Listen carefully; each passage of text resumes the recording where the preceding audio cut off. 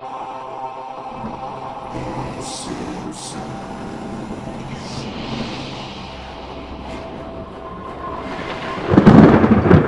October 9th, everyone. Welcome to Midwest Horror Network's October 2020 special, where we discuss all of the Simpsons Treehouse of Horror episodes.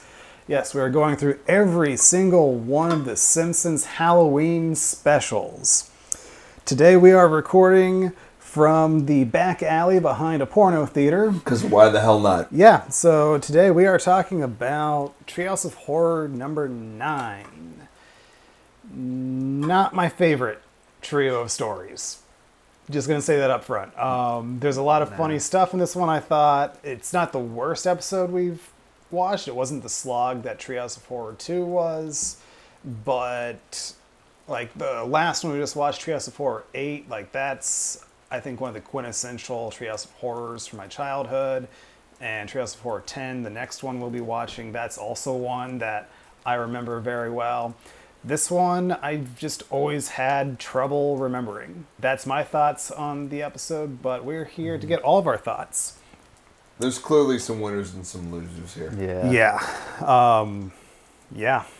So we'll start with the intro. So the intro is kind of a straight knock on the typical Simpsons intro. We have Bart writing on the chalkboard, but he's painting blood on the chalkboard. The title, Simpsons Treehouse of Horror, Halloween Special 9. He skateboards the house, and when he tries to jump off of Homer's car, he ends up falling onto the driveway, hurting himself. Lisa rides her bike right into him, and she flies into the wall in the garage. Homer gets out of the car, and then Marge is driving into the garage and doesn't stop and hits him, crushing him. Meanwhile, inside, sitting on the couch, we have Freddy Krueger and Jason Voorhees saying, "What's going on? They should be here right by now." And what are you going to do? Hits the remote, and that's the intro. It is okay. Simple, but effective. Yeah. But Jason should not have spoke. It's a cartoon, Zach. I don't care. Oh, it gets so personal when it comes to that. He really does. It's just the animation. Just The Simpsons. It's just the Simpsons. Relax. That's the problem. It's the Simpsons. So yeah, let's get into this. David, segment number 1, Hell to Pay. This one kind of went by pretty quick. Wasn't really much going on with this episode, but we started off in the Quickie Mart.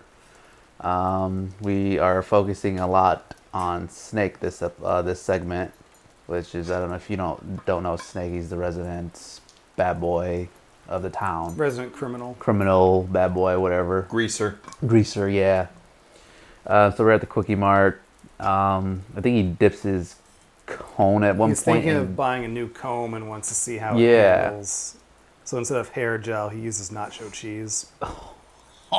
it's fucking disgusting, actually. Look, I mean, as big of a fan of Simpsons as I am, especially the Halloween episodes, I kind of want to just get this one over with. Wow. That'll be over. Yeah, like this one just like the episode as a whole, and the third segment is really good, but as a whole, I feel like this is an episode where the sum of its parts is greater than the whole. Yeah. Sure. Because there was a lot of stuff that I laughed at, but when it was over, it's kind of like Forgettable. Like I said, it's this one left no impact on me as a kid. Yeah. Even though I watch it every year in my Treehouse of Horror binge, it's just I always forget that this is a Treehouse of Horror episode. Mm-hmm. Fair enough. So what happens in the first episode, Dave? After the nacho cheese bit, he lights up a cigarette. Apu says he can't smoke in here. Chief Wiggum kicks the doors in, apparently, even though the doors are open. Yep. So he kicks the doors open and says, "Snake, that's your final chance, your third strike.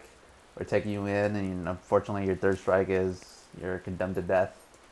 So you got the death penalty for smoking in a non-smoking area." We get to the sentencing, and he's in an electric chair. They execute him. The smell of either cigarettes or rotten cheese roams through the room. And D all of the above. Yeah. And it was at this point I thought that this was going to be a parody of Shocker. Yeah. And I was actually really disappointed that it wasn't. I think I would have found more entertainment value if it was. Yeah, they donate his body and pretty much harvest his organs. And Homer gets a call saying his transplant is ready, or his organ donor is ready. Hairpiece. Yeah, his hairpiece is ready. And he goes to Dr. What's his name? Dr. Nick. Dr. Nick. Hi, everybody. Hi, Dr. Nick. So, obviously it's going to be a half-ass surgery. Oh, of course. To begin with. Of course. Really? You're going to give him a whole half? Yeah. I realize that's an oxymoron I just said, but... You proud of yourself? Totally. Oh, Jesus. So that's the thing, Brandon has no shame, so... Clearly. Of course not. We all know that. If you're a fan of this Midwest Horror Network, yeah, you already know Brandon doesn't give a shit. So David, what happened with the rest of this episode? All right, I'm lost. What the hell did I leave? What about a hairpiece? Yeah, Dr. Nick. Anyway, yeah, so he brings in this whole hairpiece of Snake. Obviously, he has this traditional, layback kind of style grease hair or whatnot. And Dr. Nick brings out a syringe. Apparently, it seems like he's going to sedate Homer or whatever.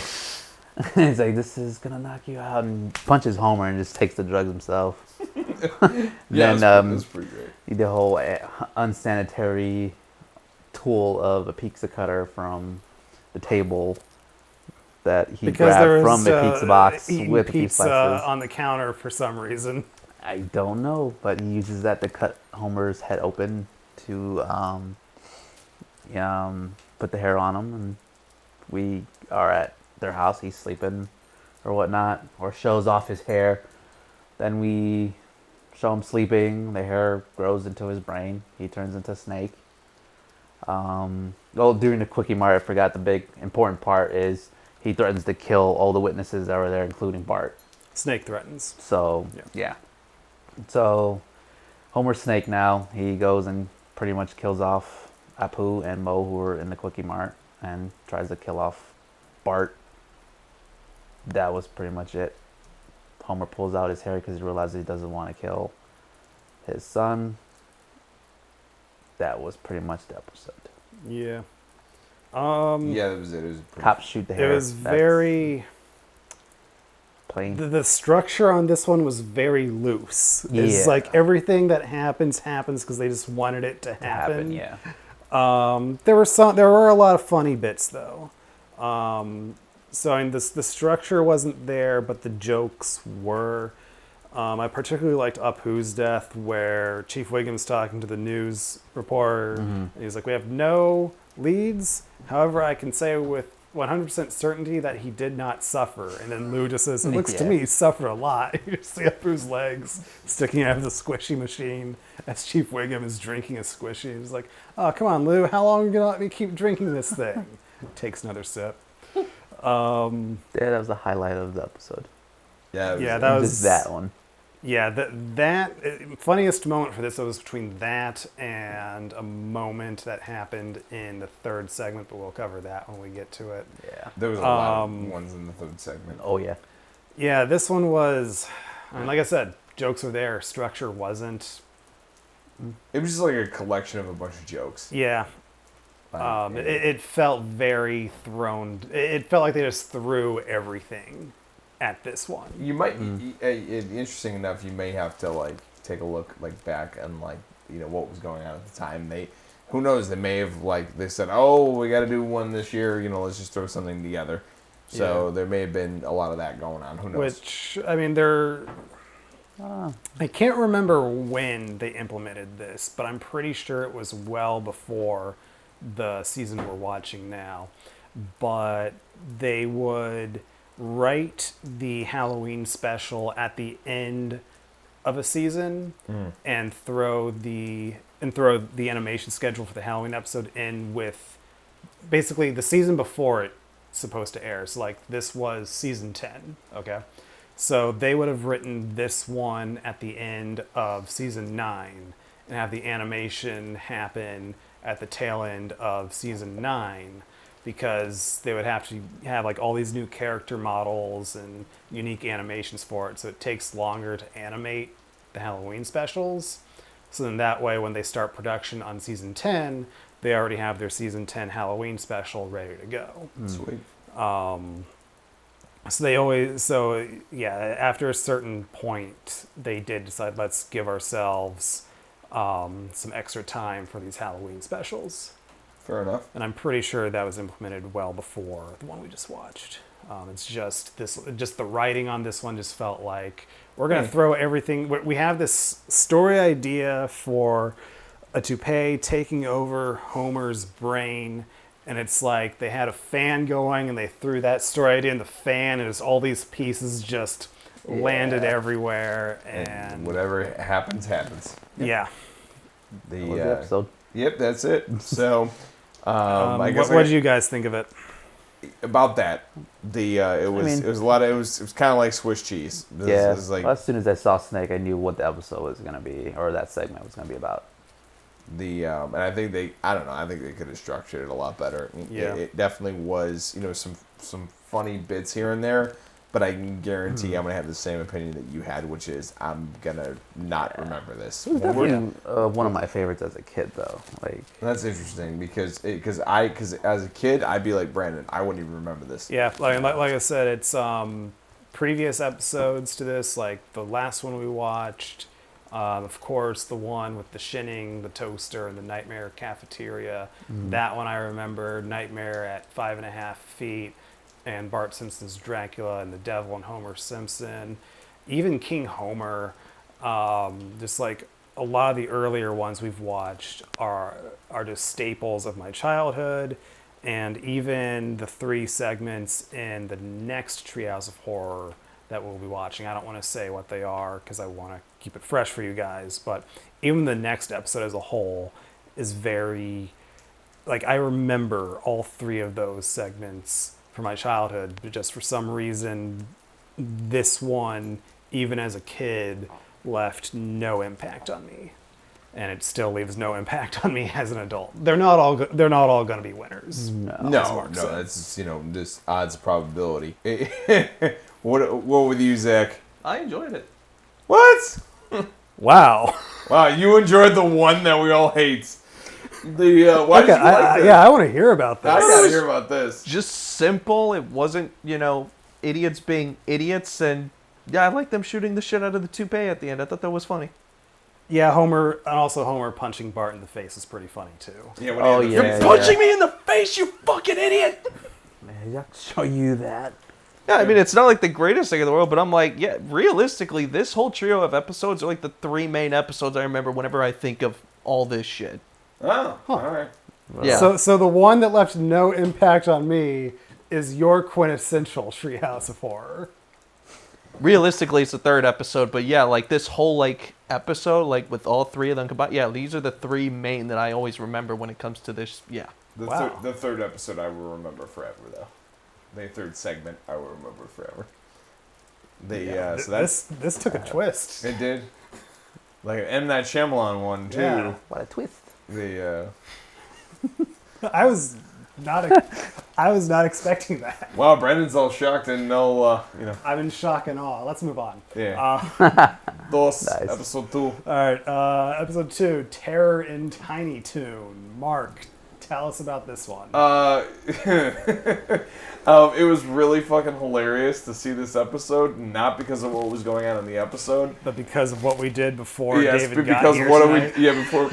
As many of you know who are listeners to this podcast, the Nightmares podcast specifically, we to have fun. We watched a lot of Goosebumps episodes. Sorry, David, you weren't around. We were waiting for you. Sons of bitches. I know. You get stuck. But we. I just do that because Brandon makes that face. However, we had just watched an episode of Goosebumps called Click, which I know is almost a direct, the original material for the movie with Adam Sandler, Click, because obviously that episode of Goosebumps came out first. And then when we watched this episode, it literally is about Bart and Lisa on Halloween, I guess, get left home alone or with Homer, but that's essentially the same thing.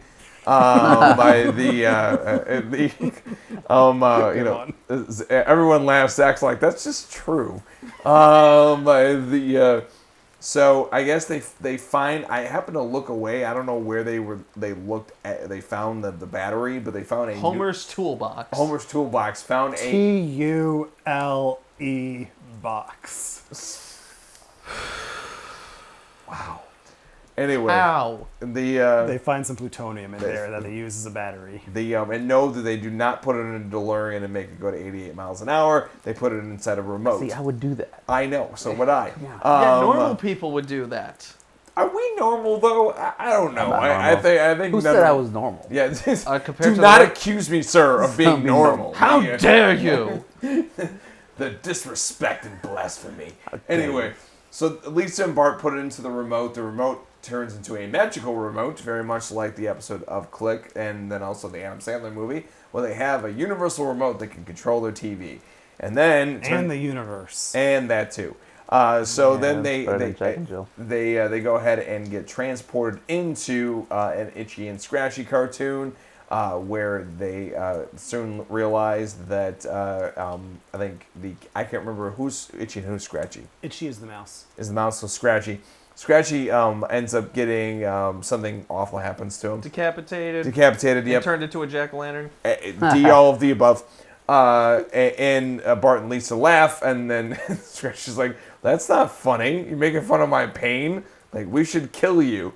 When they run around the whole cartoon, they do cartoon things. Bart probably does the smartest thing that anybody could do in a cartoon. Literally draws an eject button because they're in the back of a car, and then presses it. And I'm like, oh, this is like a bad version of Roger Rabbit. They fly up into the air, and then they realize Itchy and Scratchy have set up a trap below. And they land. They end up back in another room.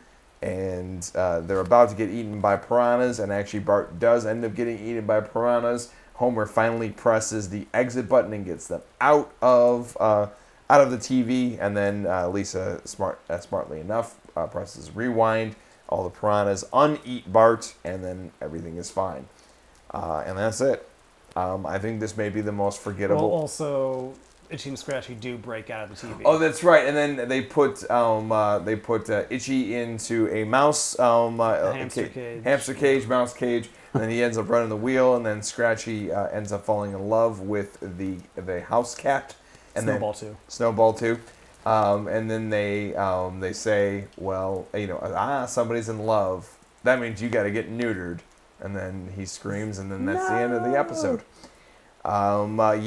Pretty, I mean, like a few funny bits here and there, but overall pretty forgettable. Yeah, I think the neutering bit at the end is the funniest part. As a kid, this was probably my favorite segment of the episode as a kid.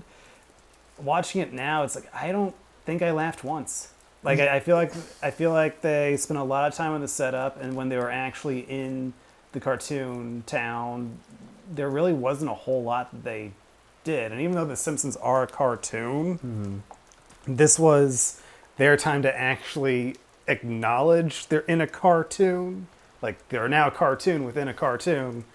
They could have been super meta. It could have. I felt like there was so much they could have done. They could have done. Actually, I take that back. The funniest part of this segment was the Regis and Kelly. I was gonna say, how the fuck? Yeah, I missed that. I missed Regis that. And Kelly. The Homer. Rest in peace, Regis Philbin. Yes, indeed. Homer actually gets bored at one point and changes the channel, and then they end up on Regis and Kelly, and because they are. Wait, was it Regis and Kelly or was it Regis and Kathy back then? I have no idea. I don't know. I never watched it. So. I don't know. Brandon's gonna look that up and check on that. But because they were flying through the air in the previous cartoon, they land in a giant pot, and it splashes onto Regis and then onto Kathy.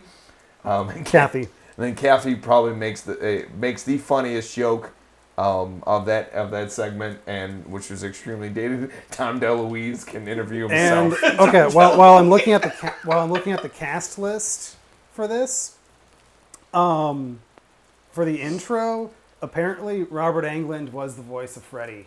Oh, in the you can intro. hear it. Yeah. Yeah. But again, Jason should not have talked. Fair enough. But yeah, that was definitely the funniest bit of that section. It was, and that was it. Again, it's gonna be a really forgettable episode. With the only thing that I'm gonna remember is the irony of watching the episode of Click from Goosebumps and then going directly into this right after. I literally made the comment, didn't we just watch this? Yep. Because they literally had the color bar control right on the fucking screen. I'm like, It's the exact same gag. So exact same gag, exact same color bar. I'm very curious. Did the episode of Goosebumps happen first, or did the episode of Simpsons happen first? That's actually a good question. Simpsons did it first. Simpsons did it. He's probably right. Poor Butters. I know. Well, what didn't the Simpsons So that do? episode of Goosebumps was 97. This episode of Simpsons was 98. Oh. Simpsons But did because not it's do the it. Halloween special, it was probably written in 97. So Now, Click, the Goosebumps episode, was based on one of the short stories and tales to give you goosebumps. I'm trying to see if I can find what year that was. Regardless, Goosebumps happened first. Probably. So, and then the funny, and then the Simpsons. and the funny, They're the first people to do it. the hilarious thing about all of that is that now when you 94. Wow. Okay, so Goosebumps did it quite a bit before. If you ask anybody and you tell them that plot, they will immediately say the 2006 Adam Sandler movie Click. Oh yeah. No one will remember the episode of Goosebumps, nor will anybody remember this segment. Though I will say the ending of that Goosebumps is probably one of the darkest endings in the series. Yeah, it is. I will definitely give it that. That's actually a good point. Yeah, it just ends. I wonder how That was actually one of the better episodes of Goosebumps. Yes. It actually, and for being one of the ones that was based on one of the little 10-page short stories, it felt like a fuller episode than many of the episodes based on the full books. That's a good point. And actually it was a good episode. It was darker about it getting And had a progressing plot. It didn't waste time like a lot of episodes do. No, very similar to the one that we watched before. Before that, where That Zach one was almost had a Fucking stroke. stupid. It was. Don't go to sleep. Yeah. Don't watch that episode. Yeah, let's go with that. That's my thoughts on that segment too. And of course, Zach has the best segment of this entire. I'm surprised you guys don't like the second segment. Do you like the second segment? Yeah. What are your thoughts on this? I thought it was fun. It was fun. It's probably the most realistic episode of The Simpsons. Oh, yeah, and there was a Poochie cameo. This is. Yeah, I'm shocked, man. I'm shocked at how do we hate this and forget it so much, Yeah, and Zach likes Zach, it. Elaborate. Please. We need elaboration. Yeah, we really before we do, move man, on to 'cause sex. you're So not- first off, Nobody- the whole bit of them getting thrown into the TV, I'm like, okay, that's cool. I really liked it. I knew I was going to start liking it when one Itchy threw the axe and it just skimmed across Bart's head, just splitting his hairs, and blood actually started coming actually down got his some blood face. in this episode. I'm like, oh, look, there's actual violence. Legit violence. Oh, shit, that's real blood. Their eyes bulge out of their sockets. Like, they took the cartoon thing real seriously. They're loading up a cannon full of a bunch of fucking weapons and shit. It's like, what the fuck is going on? Launch, the door breaks down, they're running, they duck, and just... Dude, does he ever watch an episode with Itchy and Scratchy? Because it's nothing but fucking violent. Yeah. Like, but it's only like 5 seconds. I know, True. but it is like every episode, every time you're watching Itchy and Scratchy, it's insanely violent. Yeah, but... Yeah. Remember the Itchy and Scratchy guest directed by Quentin Tarantino? No, but I want to watch it. Let me guess, it's yeah. all 70s based. So it's Grindhouse basically, so it's basically Itchy doing the whole cutting off the ear thing from Reservoir Dogs, but it's he's throwing gasoline on him, and then Quentin Tarantino or an impersonator comes into the cartoon and is like, what I'm trying to say with this is that violence is everywhere. It's like even in our breakfast cereals, man. And then Itchy and Scratchy kill Quentin, and then they do the Pulp Fiction dance I remember to the that. Pulp Fiction music. Nice. I will watch that later. There's also the Itchy and Scratchy guest directed by Oliver Stone. Oh God. Yeah, I just thought it was a pretty decent episode. It wasn't boring like most of the other episodes are. Third segment, Starship Poopers. It has I just said that. No reason to Zach, be called. tell us about that. Like, first off, fuck that name. It has no reason to be called that name. It is a stupid name. Fuck you, Simpsons. Dude, continuing on. Dude, it literally was like I heard him and I was like, oh shit, it's gonna be a parody on fucking Starship Troopers. That's what I thought. And like once again they played bait and switch. They did it with the last one with Spy versus Spy. Those bastards. Yeah. Anyways, so yeah, Maggie is developing her first tooth, and it's this sharp fucking dagger thing. So already it's just like, that's fucking weird. So day goes on. Maggie's feet fall off. Homer's like, oh look, Maggie's baby feet fell off. What? She grows tentacles, like 8 green tentacles, like a fucking octopus, climbs up on the ceiling and sticks to the ceiling. I don't think that's normal. Homer grabs a broom and tries to bring her down, and then Maggie grabs the broom and starts smacking him all over the place. Bad baby! Bad baby! Bad baby! Fuck! They bring her to the doctor. Look, I'm sure she's fine, but we just want to be sure that she's okay. He puts that stick thing in her mouth and she just chomps it down like a fucking wood chipper. Ah! Yeah, I think you should use fire. Lots of fire. More That's fire. A cure for everything. Yeah, essentially. And so yeah, they bring her home. There's just a bunch of toys in her little crib thing. They're just like, I don't know what the fuck we're going to do with her. Well, I guess this is normal now. She starts using her little noogie thing or whatever the hell pacifier, that's it. Yeah, she starts using her pacifier to contact the other alien leaders or King whatever. Kodos. Yeah, those two dorks. And they come back, and apparently one of them is the father. I don't know. He knows it. Kang, or Kane, whatever. Kang. K-A-N-G. Green guy number 2. Yeah, he's the father, and he demands custody of his child back. He also drops the bombshell that he is the father. Homer gets super pissed off and jealous, and then Marge tells the story of how she got pregnant with the child. It all happened 2 years ago when she got abducted without warning. Warning, warning, you're being abducted, warning. Really? And they throw a rope down because apparently their tractor beam is fucked and just lift her up. I guess when in the first Treehouse of Horror, when they tried lifting up Homer, I guess Homer did some damage to her. Yeah, because that thing has not worked the same ever since. So yeah, they abduct her, and it's just like, you are the lucky guest for our multi-species or interspecies insemination. Yeah, whatever. Interspecies breeding or whatever. Where would you like to breed? Since we chose you, you get to choose between these multiple high fucking. It's the most common mating areas of your species, and it was the backseat of a Camaro, an airplane bathroom, at a friend's wedding, and the alley behind a porno theater. And of course, Marge chooses the alley behind a porno theater. Kang makes some slick moves on Marge, confuses her, she turns her head, he hits her with a beam, and it's done. Well, that was pretty quick. What are you saying? What are you insinuating? Which was probably the funniest moment in the whole episode.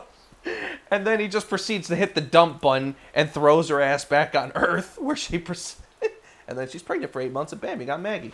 So, yeah, Kang wants custody back. Didn't he say 8 months? I could have sworn he said 8 months. I don't care enough to go back. And I don't remember. So anyway, yeah, he either said 8 we'll compromise at 8.5. I was gonna say 11, but sure. Done. So anyway, what happens next, Zach? So yeah, Homer and Kang are fighting over who gets the baby. Bart's just like, okay, there's only one guy who can solve a complex problem like this. Jerry! Yeah, now they're on the Jerry Springer Show. Thus leading to the second best Jerry Springer parody that I have ever seen. And the second funniest bit of this entire episode. So how do you feel that Marge, cheated on you? Oh, she's just an intergalactic hussy. God, and then a regular episode of Jerry Springer ensues. Yeah, where, Kang comes out. Homer immediately starts wailing fists at him. And then you just hear the swearing beeps go off like a freaking train wreck. Awesome. Oh my God, it was great. Oh my God, it was hilarious. And, Kang then, starts getting questioned by an audience member, gets offended, obliterates her. He then proceeds to obliterate the entire audience. And Jerry's just like, okay, well, that was a wonderful episode of the show. And then Maggie attacks him. Actually, I thought Jerry Springer made some very good points about how nobody wins when parents put their squabbles above the welfare of a child. He was making some very intelligent points before Maggie killed him. Sure. Yeah, that's accurate. Again, Thank you, sure. Mark. And then I love Lisa at the end, like, Jerry made a lot of really good points. And now he's dead. It's definitely one of those things that you can't do it beat for beat. You got to watch it. It's just a funny fucking parody of Jerry Springer. It was a fun episode. It's kind of hard to describe the Jerry Springer show to somebody who's never seen the Jerry Springer show. That's true. It's like, how long ago has... Because as accurate as you might be, they won't believe you. Yeah. But who doesn't know what the Jerry Springer show is? I feel like a lot of people these days. It's probably a lot of people that are younger than us. Maybe about maybe 3 to 5 years younger and below. No, because my sisters know who the Jerry Springer show is, and they're like 19. So no cable, so that's what I watched. All right, so there you go. No This daytime explains cable so much. specifically. But yeah, it is hilarious. By the way, my number one pick for the best Jerry Springer parody is in Austin Powers Part 2: The Spy Who Shagged Me. I agree. 110%. 10%. That is a fantastic parody of Jerry Springer. I was like 7 or 8 years old when I was watching Austin Powers. Like, it was that good that my aunt thought I was watching Jerry Springer in her living room, and she ran out of the kitchen like, "What are you watching? What are you watching?" "I'm just watching Austin Powers." "Okay." She was okay with that. She was. It was as long as it's not the actual show, cool. I was like 7 or 8 years old, dude. It was so freaking weird. That's Because awesome. I'm into it. I'm like fucking laughing like freaking crazy. Because obviously, as a kid, I was watching Jerry Springer, so it was just the funniest shit I've ever saw as a kid.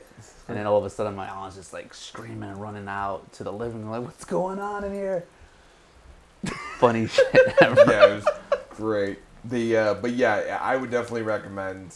I would watch this episode just to watch the third segment.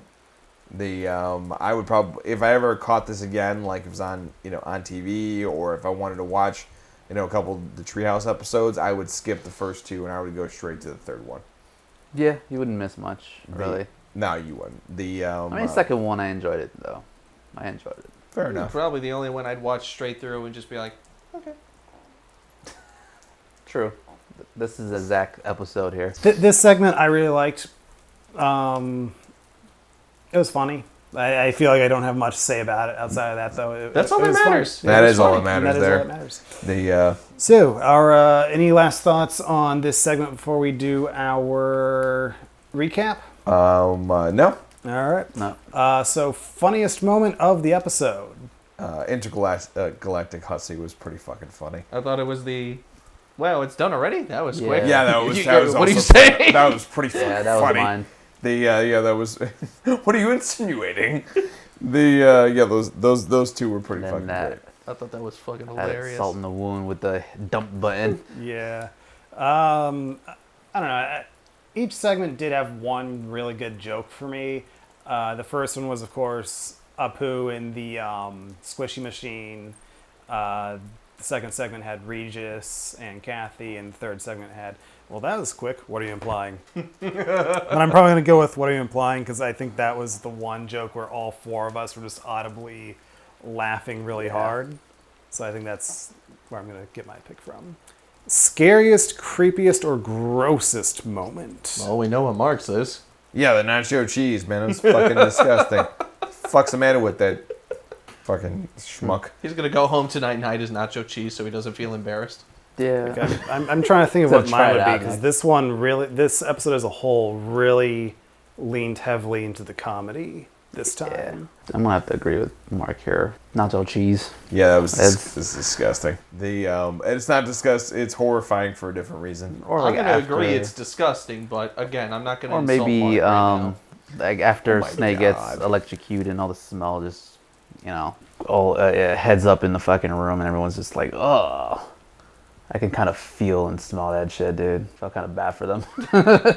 You know, I'm gonna go Burnt with hair and burnt nacho burnt cheese. hair. Yeah, like I'm gonna go with the grossness of that first sharp tooth in Maggie's gums. Yeah, that was pretty gross. Yeah, I don't know. Cheese in someone's hair is pretty disgusting. it is pretty disgusting. So we got 3 for the nacho cheese and 1 for the Maggie's tooth. Nacho cheese and hair don't mix here at the Midwest Horror Network. Least favorite segment of the episode.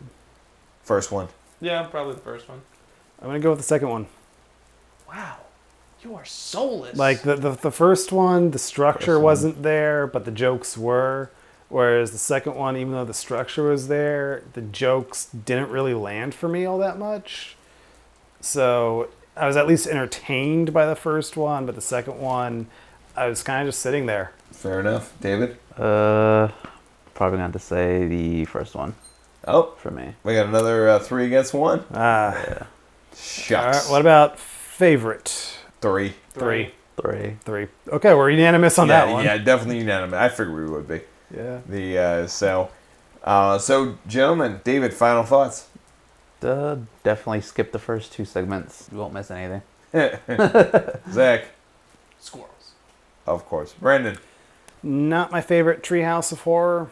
Not my favorite. There but are some good moments.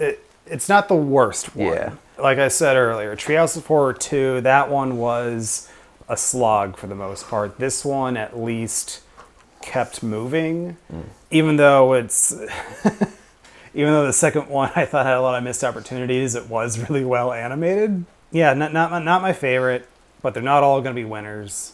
But yeah, it's sandwiched between 2 very solid Treehouse of Horror episodes. The third segment in this one does bring it up a bit, but if you were to skip this one and go right to the next one, you're not missing all that much, if you ask me. Fair enough.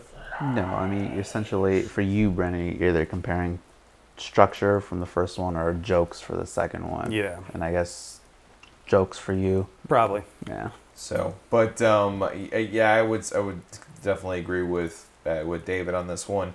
That the first 2 are pretty forgettable for the most part, but the third one is definitely good. And any kind of cheese-based products in your hair is disgusting. So, Brandon, close us out. All right, so that was Treehouse of Horror 9. Join us tomorrow where we watch and discuss Treehouse of Horror 10. You hit a decade. Yeah, who could have guessed that? All right.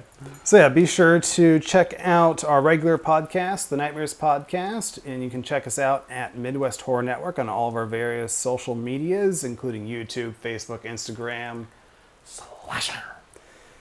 And of course, check out all of our awesome other material, including the Nightmares Podcast, where we discuss all things horror, movies, televisions, video games, comic books, and various forms of entertainment, and have one hell of a time, as Zach always says. And we also interview a lot of amazing people that are involved in the horror community, including people who run nonprofits, directors, composers, musicians, actors, writers, and so on. And also we have 2 other amazing shows, The Screaming Room, where we react, comment, view a lot of lesser-known horror movies. Check out our first episode of The Dolls. And also we have a great segment where Zachamus Decimus Meridius checks out all of the great horror video games out there. It's called Let's Play a Game. And you can check that out right at the Midwest Horror Network YouTube channel, as Brandon just told you. Thank you very much for giving this a listen. We will see you tomorrow. Happy October 9th.